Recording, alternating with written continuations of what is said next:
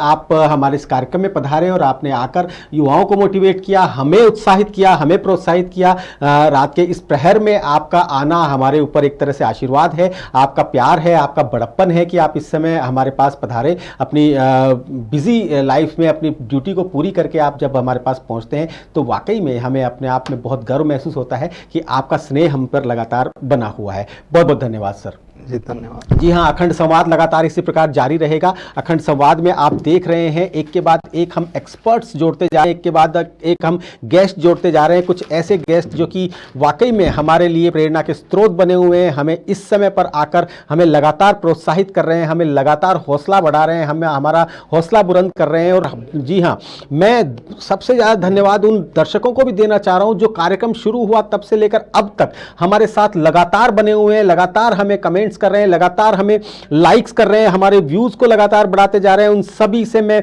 कहूंगा कि आप ठीक इसी प्रकार हमारे साथ बने रहें। हमें आप लोगों की बहुत सख्त जरूरत है क्योंकि अभी भी हमें बहुत सारा समय पार करना है, अभी भी हमें कल के दिन के 2 बजाने हैं। और आपको देखकर हमें जो हौसला मिल रहा है, आपको देखकर हमें जो प्रोत्साहन मिल रहा है वो वाकई में काबिल तारीफ है। आपको देखकर ही हम लोग इस कार्यक्रम को आगे बढ़ाते जा रहे हैं। जी हाँ, कार्यक्रम इसी प्रकार से आगे बढ़ता रहेगा, कार्यक्रम इसी प्रकार से आता रहेगा, चलता रहेगा और एक के बाद एक एक्सपर्ट्स हम आपके साथ जोड़ते जाएंगे। अब जो नेक्स्ट एक्सपर्ट हमारे साथ आ रहे हैं, नेक्स्ट गेस्ट हमारे साथ आ रहे हैं, हमारे नए मेहमान आ रहे हैं, वो वाकई में बहुत बहुत बहुत ज़्यादा ज्ञान वाले हैं, बहुत ज़्यादा विद्वान हैं। उनसे हम अभी तक के आज के पूरे दिन भर की सारी बातों पर एक बार दोबारा से चर्चा करेंगे, उनका लब्बोलुआब उनके साथ चर्चा करेंगे, उनसे बात करेंगे कि किस प्रकार से हम हमारी इस मुहिम को और आगे बढ़ा सकते हैं। इस अखंड संवाद को लगातार हमें आगे बढ़ाए रखना है, इस अखंड संवाद को हमें समाप्त नहीं करना। 24 घंटे सिर्फ एक छोटी सी माइलस्टोन है, उस 24 घंटे के बाद हम लगातार इस कार्यक्रम को बढ़ाते रहेंगे, आगे चलाते रहेंगे, इस कार्यक्रम पे लगातार हम आगे बढ़ते रहेंगे। जी हाँ, हम आज उस किसान की बात कर रहे हैं जो किसान लगातार हम सभी लोगों के लिए सर्दी गर्मी, सर्दी बरसात, बरसात में जाता है, रुकता है, खेती करता है, हम सबके लिए 140 करोड़ थालियां सजाता है। जी हाँ, उस किसान के बारे में हम बात कर रहे हैं। वो किसान जो कि मेरा हीरो है, वो किसान जिसे लेकर के मैं मीडिया में आया, उसी किसान को आज हम एक 24 घंटे के संवाद कार्यक्रम के जरिए आप सब लोगों के सामने ला रहे हैं। प्रयास कर रहे हैं हमारे खेतों की सौंधी महक को आप सबके पास, आपके साथ पहुंचाने का। और जैसा कि मैंने बताया कि हमारे साथ बहुत अच्छे अच्छे एक्सपर्ट्स, बहुत बढ़िया बढ़िया गेस्ट आ रहे हैं। वो लोग जिन्होंने खेती के लिए, कृषि के रिसर्च के लिए अपना पूरा जीवन लगा दिया, पूरी तपस्या जिन लोगों ने कर दी, ऐसे ही कुछ एक्सपर्ट्स आज हम आप लोगों के साथ लेकर आए हैं। अखंड संवाद जो कि आज दोपहर 2 बजे से लगातार चल रहा है और एक के बाद एक हमारे पास ऐसे ऐसे किसान, हमारे आसपास किसान वैज्ञानिक, कृषि विशेषज्ञ हमारे पास पहुंच रहे हैं और वो लोग आप लोगों को बता रहे हैं कि किस प्रकार से हम ये भोजन की थाली में बढ़ते हुए जहर को कम कर सकते हैं, इस रसायन को कम कर सकते हैं, किस प्रकार से हम घटती हुई गौ वंश को हम वापस बढ़ा सकते हैं, उनका संवर्धन कर सकते हैं, किस प्रकार से हम घटते हुए लुप्त होते जल को बचा सकते हैं, उसे रोक सकते हैं। जहां हमारे अगले एक्सपर्ट के रूप में मैं आपका परिचय कराने जा रहा हूं, बहुत जल्द मैं आपको आपका परिचय कराऊंगा। जी हाँ, और अब मैं आपको आपके सामने लेके आ रहा हूं जिनके लिए आज हम सुबह से इंतजार कर रहे हैं। और सबसे खास बात, इस समय डॉक्टर बलराज सिंह हमारे साथ मौजूद हैं जो कि कुलपति हैं कृषि विश्वविद्यालय जोबनेर, श्री कर्ण नरेंद्र कृषि विश्वविद्यालय जोबनेर से। जी हाँ, मैं आपका सबसे बड़ी बात तो इसलिए सबसे पहले स्वागत और धन्यवाद देना चाहता हूं कि जब इनसे बात हुई और इनसे पूछा गया कि हमने जब आपसे पूछा कि सर कौन सा टाइम आपके लिए सुटेबल रहेगा, तो इन्होंने कहा कि मुझे सबसे लास्ट में बुलाइए, मुझे उस समय बुलाइए जिस समय कोई भी ना हो, मुझे रात को 10 से 12 बजे तक मैं बैठ के आपके हर सवाल का जवाब देने को तैयार हूं। जी हाँ, बिल्कुल सही बात है। जब हमारे कार्यक्रम में खुद विश्वविद्यालय पहुंच जाए जो कि हर सब्जेक्ट पे जवाब दे सके, तो उसके बाद हमारे लिए और कुछ भी बाकी नहीं बचता। सर बहुत बहुत स्वागत है आपका हमारे इस कार्यक्रम में। सर 2 बजे हमने इस कार्यक्रम को शुरू किया था और इस समय पर रात के 10 साढ़े 10 बज रहे हैं और इस समय पर आप हमारे पास मौजूद हैं। इससे बड़ी बात हमारे लिए कुछ नहीं हो सकती। क्या कहना चाहेंगे सर, सबसे पहले तो अखंड संवाद के बारे में? पहले तो मैं बधाई दूंगा आपको कि इतना बड़ा आपने ये कार्यक्रम, इतना लंबा, आपने जैसा बताया 2 बजे से शुरू हुआ है, लगभग 8 घंटे से ज़्यादा हो चुके हैं। जी हाँ, और कल 2 बजे तक चलेगा। कल 2 बजे तक चलेगा। तो एक बहुत ही सराहनीय कार्य है कि लगातार किसी विशेष विषय पे लगातार चर्चा करना और इतना समय देना, ये अपने आप में एक अनूठा उदाहरण है। जी जी सर, हमारा जो इसका मुहिम है, इसकी जो उद्देश्य है वो सिर्फ ये है कि जिस तरह से आज की तारीख में मानव जाति पर असल में एक संकट है कि पेस्टिसाइड्स के उपयोग से हमारे थाली में जो जहर पहुंच रहा है, खाने में जो जहर पहुंच रहा है, उससे किस प्रकार से निजात मिले, किस प्रकार से हम किसानों में जो एक मोह पेस्टिसाइड्स के प्रति बढ़ गया है उसको किस प्रकार से हम उनसे दूर कर सकते हैं। देखिए, पेस्टिसाइड्स की बात है, जहाँ तक एग्रीकल्चर में उसके उपयोग की, जी, वो सारा मैं ये बताना चाहूँगा कि बराबर नहीं है जी।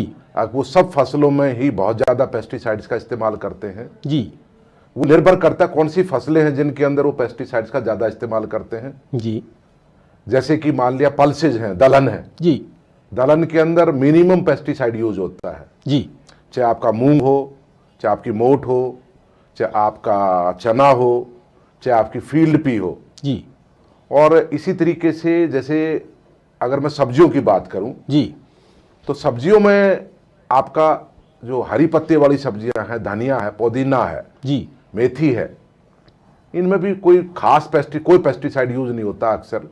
इसके अलावा जड़ वाली सब्जियां, जी, जैसे गाजर है, मूली है, सलजम है, चुकंदर है, जी, इनमें भी ना के बराबर पेस्टिसाइड्स का इस्तेमाल होता है। जी, जहां दिक्कत होती है वहां पे पेस्टिसाइड, जैसे मैं बात करूं, मान लिया बैंगन है, जी, बैंगन के अंदर एक शूट एंड फ्रूट बोरर, एक अकेला ऐसी एक विधा है, एक विविधा है, एक ऐसी बीमारी है, एक ऐसा कीड़ा है जी, कि जब तक फ्रूट नहीं आते, फल नहीं आते, वो तने में छेद करता है, कोमल तनों के अंदर, अच्छा, अपनी लाइफ साइकिल पूरी करने के लिए। जी, जब फल लगते हैं उनमें छेद करता है।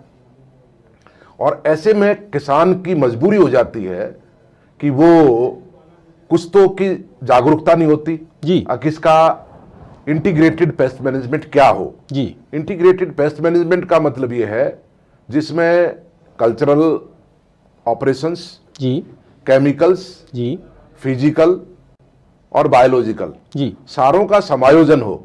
जी, तो उस तरीके से उसको करें, जैसे कि मान लिया किसान अगर बैंगन का खेत है और उसमें सवेरे जाएगा तो उसको कोई पौधा मुरझावा नहीं दिखाई देगा।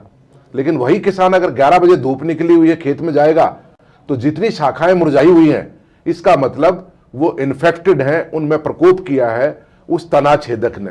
जी, उनको फिर वो क्या कर सकता है, अगर भाई एक खाली कट्टा ले, अपना कोई भी जो खाद का कट्टा खाली होता, बोरी ले, जी, और कैंची ले या चाकू ले, जी, और वो दिख जाएगा कि शाखा के अंदर उसने यहां छेद किया है, जी, उसका आधा सेंटीमीटर नीचे से उस शाखाओं को काटे और उनको इकट्ठा करके खेत में फेंकना नहीं है। अगर आपने फेंक दिया तो कोई फायदा नहीं काटने का, वो अपना लाइफ साइकिल पूरा करेगा। जी, उसको जमीन में गाड़ना है आपको। दूसरा, जब फल लग जाते हैं और फल में भी मान लिया वो प्रकोप है, उनको कहते काणे हो गए, फ्रूट जी, हाँ, जिनमें कीड़ा लग गया, जी, उनको तोड़ लें आप और उनको भी आप गाड़ दें जमीन में। जी, तो इस तरीके से ये कल्चरल प्रैक्टिस हुई, ये पूरी होगी। जी, फिर फ्यूरोमोन ट्रैप आजकल अवेलेबल है जी, हमारे पास, वो खेत में लगा दें, आवश्यकता के अनुसार कितने लगाने हैं, 1 एकड़ में, 1 हेक्टेयर में, वो लगाएं, उनके ऊपर वो कीड़े आकर्षित होते हैं। जी, तो ये बायोलॉजिकल हो गया आपका। फिर आपका बात आती है केमिकल। केमिकल तो लास्ट ऑप्शन बचता है। जी, तो हम लगातार किसानों को इस बारे में बताते रहते हैं, ज्ञान देते हैं। और मैंने जैसा बताया कि सब में इतने लेवल पे पेस्टिसाइड यूज नहीं होता। जैसे मैंने उदाहरण दिया बैंगन का, भिंडी, मैं दूसरा उदाहरण देता हूं भिंडी का। अब बैंगन में खास करके वायरस नहीं आता, ये कीड़ा ही तंग करता। कभी कभी एक बीमारी है, वो भी कॉम्प्लेक्स माइकोप्लाज्मा का वायरस का, little leaf disease of brinjal, बैंगन का छोटी पत्ती वाला रोग, ठीक है, वो अक्सर आता नहीं, बरसात में कभी कभी आ जाता है एक आध बार, उसको कीड़ा फैलाता है, उसकी रोकथाम हम कर सकते हैं जी। लेकिन अब भिंडी की मैं बात करूं तो भिंडी में आपका वायरस भी, 2 वायरस आते हैं कम से कम, विषाणु रोग प्रकोप करते हैं जी। और दूसरा जो कीड़ा जो मैंने यहां बताया ना, शूट एंड फ्रूट बोरर, तना एवं फल छेदक, भिंडी में वो तने को छेद नहीं करता जी, यहां पे अब वो सिर्फ फ्रूट को छेद करता है। आपने सुना होगा भिंडी भी कहानी हो गई, जी बिल्कुल कीड़ा लगा है जी, तो वो करता है। तो अब दिक्कत ये है, किसान को ये नहीं पता होता अब भाई फल छेदक के अगेंस्ट तो कौन सा केमिकल काम करेगा, और ये जो वायरस है इनको कौन से ऐसे कीड़े हैं जो फैलाने का काम करते हैं, व्हाइट फ्लाई है या थ्रिप्स है या एफिड है जी, उनके अगेंस्ट कौन सा केमिकल यूज होगा। तो कई बार जानकारी के अभाव में वो स्प्रे कर रहा है उसको मारने के लिए जी, आपका फल छेदक को, तो वो उससे व्हाइट फ्लाई या दूसरे चीज नहीं मर पाएगी जी, इसी तरीके से व्हाइट फ्लाई को मार रहा है तो वो फ्रूट बोरर पर असर नहीं करेगा जी, तो इस तरीके से कहीं ना कहीं केमिकल्स का इस्तेमाल किसान जब समस्या होती है उसी के अगेंस्ट करता है। लेकिन जैसे मैंने बताया आज सबसे बेहतरीन अप्रोच है इंटीग्रेटेड अप्रोच जी, कि integrated pest management, integrated disease management, integrated nutrient management, ये बहुत कारगर तकनीक है। अब हम जब आज बात कर रहे हैं भाई नेचुरल फार्मिंग की, ऑर्गेनिक फार्मिंग की, कर सकते हैं जी, लेकिन हमें यह भी ध्यान रखना पड़ेगा कि हमारा देश 140 करोड़ की जनसंख्या हमारे देश में है बिल्कुल, और हमें ध्यान रखना पड़ेगा आजादी के टाइम पे देश की जनसंख्या 34 करोड़ थी और हम नेट इंपोर्टर थे खाद्यान्नों के, जी, बाहर से अनाज मंगाना पड़ता था। और आज जनसंख्या 34 करोड़ से 140 करोड़ हो गई है जी, और आज हम नेट इंपोर्टर नहीं, हम नेट एक्सपोर्टर हैं। जी, ठीक है जी, तो कहीं ना कहीं इसका मतलब एग्रीकल्चर में जो अनुसंधान और जो किसानों ने जो मेहनत की है जी, उसकी बदौलत आज 140 करोड़ जनसंख्या होने के बावजूद हम नेट एक्सपोर्टर है। एक आध इलाका ऐसा हो सकता है जैसे खाने का तेल हम बाहर से मंगा रहे हैं, जी, लेकिन उसके अलावा हमारा 50 बिलियन यूएस डॉलर का लगभग एक्सपोर्ट है हिंदुस्तान से आज एग्रीकल्चर से। अगर उस आप डॉलर से मल्टीप्लाई कर लोगे तो 4.25 लाख करोड़ से ऊपर जाता है एक्सपोर्ट जो है ना, बिल्कुल लगभग। तो इस तरीके से एग्रीकल्चर में, लेकिन हमें ध्यान रखना है हम जी, पूरे देश को ऑर्गेनिक पर नहीं कर सकते, प्लांट वे में, जी, क्लस्टर अप्रोच में, इसी तरीके से नेचुरल फार्मिंग की बात कर सकते हैं क्योंकि हमारी चिंता जमीन की है जी, अगर जमीन की उपजाऊ शक्ति को कैसे बचाएं, उसके ऑर्गेनिक मैटर को कैसे बरकरार रखें, तो इस तरीके से वो बात भी करनी चाहिए। लेकिन उसके बजाय हम कहते हैं इंटीग्रेटेड न्यूट्रिएंट मैनेजमेंट। जी, अगर भाई आप गोबर का अच्छा छड़ा हुआ खाद भी डालें, आप वर्मी कंपोस्ट का भी इस्तेमाल करें, आप बायोगैस सैलरी का भी यूज करें, आप केक्स भी यूज करें, नीम केक हो, कैस्टर केक हो या आपकी सरसों की खली हो वो भी इस्तेमाल करें, आप बायो फर्टिलाइजर्स का भी यूज करें, आप हरी खाद का भी इस्तेमाल करें, ग्रीन मैन्योरिंग करें और आप केमिकल फर्टिलाइजर्स का यूज करें, संतुलित उपयोग हो, वो रेशो डिस्टॉर्ट ना हो जी। तो इस तरीके से जब करेंगे तो निश्चित रूप से इंटीग्रेटेड जो अप्रोच होगी वो ज्यादा कारगर होगी, ज्यादा फायदेमंद होगी, उससे जमीन की उर्वरा शक्ति भी बनी रहेगी और उत्पादन भी हम जो हिंदुस्तान की जनसंख्या के अनुरूप हमें चाहिए उपज जी पर यूनिट एरिया वो हम हासिल कर सकते हैं। इस तरीके से हम ये बात इंटीग्रेटेड की बात पेस्टिसाइड में भी करते हैं, पेस्ट को कंट्रोल करने में भी करते हैं जी, डिजीज को कंट्रोल करने में भी करते हैं, वीड को कंट्रोल करने में भी करते हैं और न्यूट्रिएंट मैनेजमेंट को कंट्रोल करने में भी करते हैं। तो इस तरीके से ये चीजें कुछ हमें आगे लेकर चलनी पड़ेंगी। और इसके अलावा मैंने फसलें बताई आपको बहुत सारी जी, सीरियल्स में हम बहुत ज्यादा नहीं करते, जी, जो है पल्सेस में हम बहुत ज्यादा नहीं करते, तो ये भी देखना पड़ेगा। लेकिन कहीं ना कहीं जहां प्रॉब्लम है, एक बात हम आजकल करें, नई चीज आई है गुड एग्रीकल्चरल प्रैक्टिसेस। जी, जब हम एक्सपोर्ट में हैं तो एक्सपोर्ट में जरूरी है, जैसे मैं राजस्थान के रेफरेंस में बात करूं, जी, आज हमारे देश से 140 करोड़ लोगों को खिलाने के बाद जीरे का निर्यात अकेला एक कमोडिटी का, जी, और जिसमें राजस्थान अग्रणी प्रदेश है, गुजरात 2 नंबर पे है जी, और 2 ही प्रदेश इसको जीरे को उगाते हैं। जी, आज हमारा एक्सपोर्ट 140 करोड़ लोगों को खिलाने के बाद 5789 करोड़ का जीरे का एक्सपोर्ट रहा इस साल। जी, लेकिन कई बार समस्या आती है, हमारी कंसाइनमेंट रिजेक्ट हो जाती है पेस्टिसाइड रेजिड्यू के कारण। जी, तो उसमें अब आवश्यकता क्या है? आवश्यकता है कि गुड एग्रीकल्चरल प्रैक्टिसेस का, जो उत्कृष्ट कृषि क्रियाएं हैं उनका अपनाने का। अब उसमें गैप में जो है गुड एग्रीकल्चरल प्रैक्टिसेस में इंडिया के गैप हमारे पास है खुद के, लेकिन हम जब एक्सपोर्ट की बात करते हैं जी, तो हम ग्लोबल गैप के जो स्टैंडर्ड्स हैं उनकी रिक्वायरमेंट्स को फुलफिल करना, उन पर खड़े उतरना हमारी जिम्मेदारी है। तो ऐसी कमोडिटीज जो एक्सपोर्ट में है, जीरा हुआ, अब जैसे लाल मिर्च है, पाउडर जाता है लाल मिर्च का, जी, आज लाल मिर्च का पाउडर हमारे देश से लगभग 8,500 करोड़ रुपए का एक्सपोर्ट है। जी। आप इतना सबसे मैं मान के चलता हूं कि हिंदुस्तान में जितनी खपत लाल मिर्च की है और कहीं नहीं होगी दुनिया में, उसके बाद हमारा इतना बड़ा एक्सपोर्ट है। लेकिन हमारे को समस्या आती है एफ्लाटॉक्सिन की और एक आती है पेस्टिसाइड की, कई बार अननेसेसरी कलर्स की भी आती है। तो इस पर हम लगातार किसानों को जागरूक कर रहे हैं प्रोडक्शन एरियाज में। अब जैसे मिर्च है जी, मिर्च में खुद बहुत कॉम्प्लेक्स विषाणु रोगों का, बीमारियों का, अब कई विषाणु रोग लगते हैं, बीमारियां भी लगती हैं और अलग अलग कीड़े मकोड़े विषाणु रोगों को फैलाने का काम करते हैं। तो बहुत ही सेंसिटिव क्रॉप है शिमला मिर्च और मिर्च जी। तो कहीं ना कहीं एक तो वो कारण बनता है, और दूसरा किसानों को जब जानकारी नहीं होती, अब वही माइट्स हैं, माइट्स के ऊपर कोई इंसेक्टिसाइड काम नहीं करेगा, दूसरे वाला उस पर माइटिसाइड ही काम करेगा।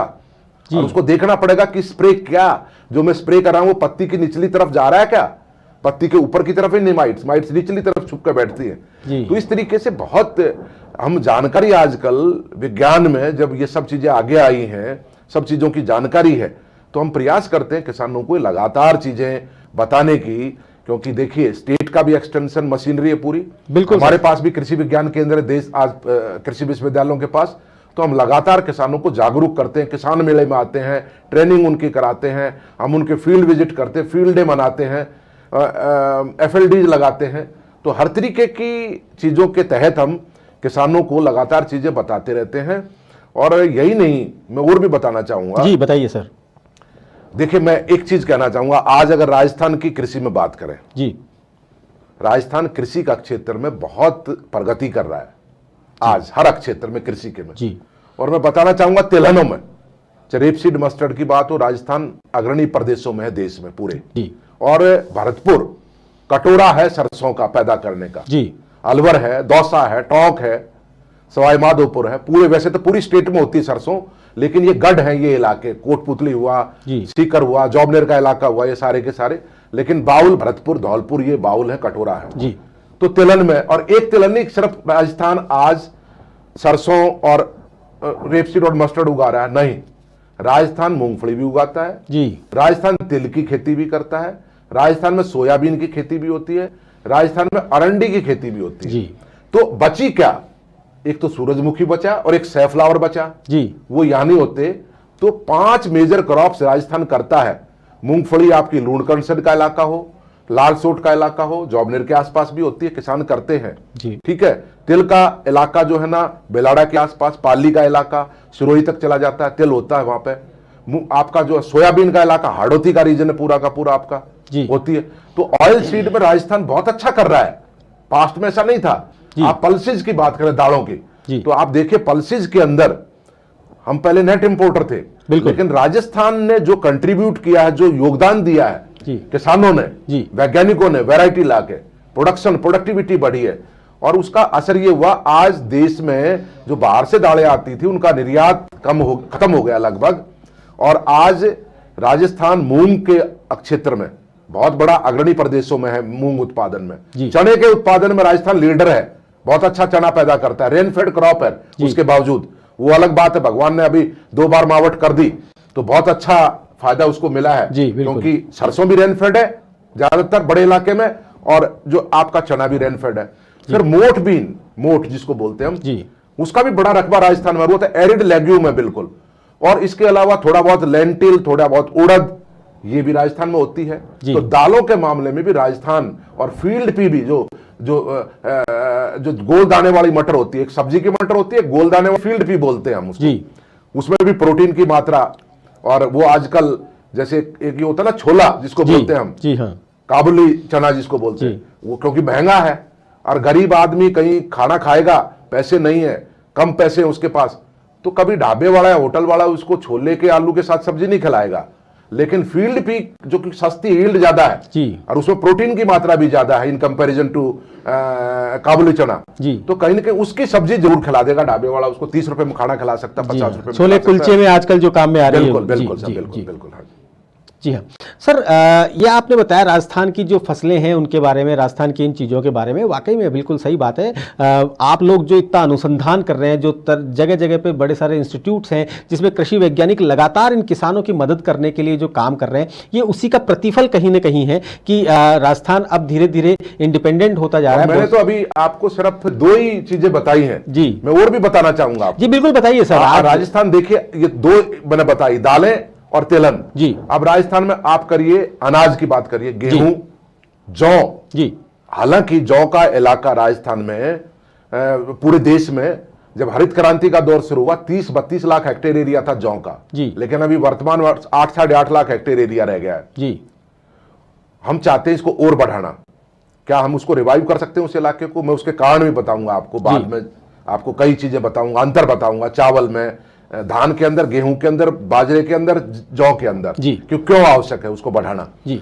और जौ के अलावा हमारे यहां प्रदेश में 2 ये महत्वपूर्ण फसलें हैं जी। इसके अलावा आप देखिए, आप सब्जियां, फल, मसाले, औषधीय पौधे, सीड स्पाइसेस जिसकी बात की, जीरे में अग्रणी प्रदेश है, धनिया हाड़ौती रीजन में बाउल है, कटोरा है धनिया में जी, ठीक है। यहां पे आपका मेथी भी होती है, सीकर चले जाओ, झुंझुनू चले जाओ, जॉबनेर चले जाओ, नागौर चले जाओ, नागौरी मेथी जिसको हम गलती से कसूरी मेथी बोलते हैं, पान मेथी है, वो खुशबू वाली मेथी है, छोटे दाने वाली मेथी है, तो वो उसका उत्पादन, आपका सौंफ का उत्पादन, आप चले जाओ बिलाड़ा से लेकर आबू रोड तक चले जाओ, ठीक है, तो वो भी यहां होती है। अजवाइन यहां होती है चित्तौड़ के आसपास पूरे इलाके में, कलौंजी यहां पे होती है, विलायती सौंफ यहां होती है, सोआ यहां होता है। आपका नागौर के अंदर आपको दिखेगा दूर से जाते हुए रोड पे कि सरसों है, लेकिन आप नजदीक जाओगे तो सोआ दिखेगा आपको। बिल्कुल, बिल्कुल। तो इस तरीके से राजस्थान सीड स्पाइसेस में मेडिसिनल प्लांट की बात मैं अगर करूं, अश्वगंधा जी, अश्वगंधा जो क्वालिटी नागौर में आएगी एक पॉकेट में, जो एल्कोलॉइड्स डेवलप होते हैं माइक्रो क्लाइमेट और सॉइल टाइप के वजह से जी, वो दुनिया में कहीं नहीं आ सकती वो क्वालिटी, मैं आपको बता रहा हूं जी। इसके अलावा इसबगोल में राजस्थान लीडर है, बिल्कुल, इसबगोल का उत्पादन, एक्सपोर्ट भी बढ़ रहा है हमारा। तो इस तरीके से मेडिसिनल प्लांट्स में और आपका सीड स्पाइसेस में, आज बात करें, देखिए अनार की मैं बात करता हूं, फलों की जी। मैं 90 में दुर्गापुरा में असिस्टेंट प्रोफेसर काम करता था जी।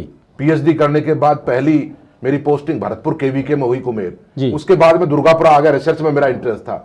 हमारी सब्जी की जो स्कीम थी वो दुर्गापुरा में है, all India coordinated research project on vegetables improvement जी। तो उस टाइम पे अनार का एरिया राजस्थान में 200 हेक्टेयर के आसपास था, और वैरायटी कौन सी थी? गणेश और जालौर सीडलेस। और आज आप ताज्जुब करेंगे, देखिए आप, अनार का क्षेत्र राजस्थान में 15-16 हजार हेक्टेयर है, जालौर और आपका बाड़मेर का इलाका जी, मेरे ख्याल में 8-10 हजार हेक्टेयर तो वही है, बिल्कुल हो गया। तो कटोरा बन गया बालोतरा, सोचा था, कहावत होती थी ना, एक अनार 100 बीमार जी, वो इसलिए होती थी, अनार की खाने की ताकत, जो न्यूट्रिटिव वैल्यू है, एंटीऑक्सीडेंट है जी, वो शायद दूसरे फलों में इसके मुकाबले अगर होगा तो चुकंदर इससे नीचे ही है, लाल पीली शिमला मिर्च जब पक जाती है वो भी इससे नीचे ही है। इससे ज्यादा अगर एंटीऑक्सीडेंट होंगे तो वो ब्लूबेरी में और ब्लैकबेरी में हो सकते हैं।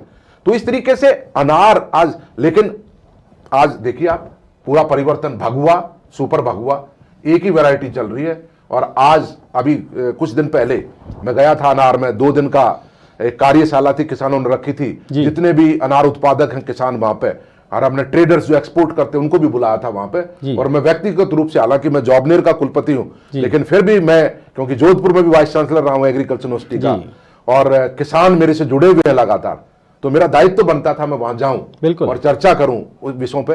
तो आज राजस्थान में सवाई माधोपुर का इलाका अमरूद में जी एक पॉकेट बन गई, पूरी एक गढ़ बन गया, जिसको मैं कटोरा बोल रहा हूं, वो बन गया। और एक लोकल लैंड रेस है बर्फ खान, वो आज अमरूद जयपुर को खिला रहे हैं, उदयपुर को खिला रहे हैं, अजमेर जा रहा है, दिल्ली में गुड़गांव जा रहा है, दिल्ली जा रहा है, कोटा जा रहा है। और टेबल पर्पज, सेल्फ लाइफ अच्छी है, साइज देखिए आप, किसान बहुत अच्छा पैसा कमा रहे हैं। इधर आपका गंगानगर की साइड हनुमानगढ़ किन्नो है, इधर जाएंगे झालावाड़ की तरफ आपका संतरा है जी, बीच में नींबू के ऑर्चार्ड से निकल कर आ रहे हैं, क्योंकि नींबू की डिमांड बढ़ रही है ऑफ सीजन में, गर्मी के अंदर नींबू के भाव बहुत बढ़ जाते हैं, तो ऐसी स्थिति में नींबू के ऑर्चार्ड्स बढ़ रहे हैं।